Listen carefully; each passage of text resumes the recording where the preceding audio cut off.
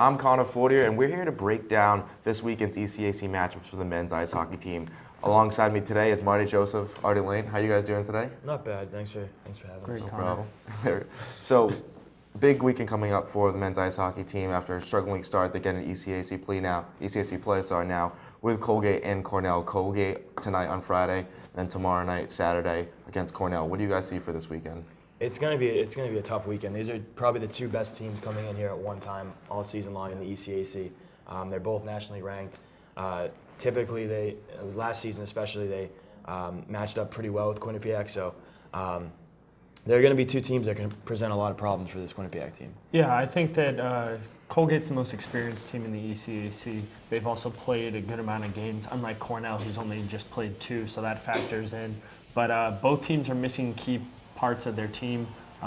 Tyler Spink for Colgate and Joakim Ryan for Cornell, 2 of the best players in the entire ECAC, so that factors in. But I think the experience of a Colgate team against a younger Quinnipiac squad might pose a couple problems. Also, Charlie Finn was named the player of the month in all of college hockey, the sophomore goaltender. So there's a couple different things that could really throw a rink.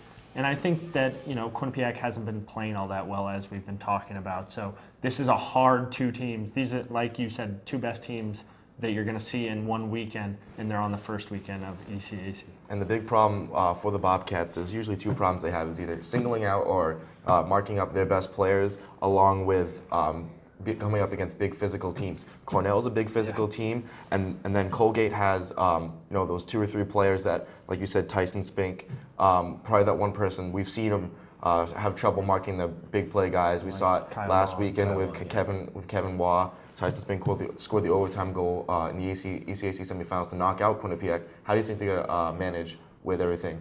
Well, I think experience aside, I think Cornell represents the worst matchup for Quinnipiac. I think Quinnipiac will be able to match up with a team like Cornell a little bit better, even though they are very deep. But I think just size and speed and quickness, I think that Cornell will present a little bit more challenges, and they're going to probably be confident coming off of what should be a win against Princeton tonight. So their offense is going to be able to be back in the swing of things as well. The problem I see with Cornell matching up is this Quinnipiac defense hasn't been great at clearing the puck out of the zone or just out of the crease when it's in front, and you're not going to be able to move too many bodies in front. So I really look for Connor Clifton. We knock him so many times for being physical, but he needs to be physical this week, and I'm fine with him taking penalties against Cornell if it's banging bodies. And they've struggled clearing the puck out of the lower corners of their zone in the defensive zone, and those are the areas that Cornell is going to thrive at.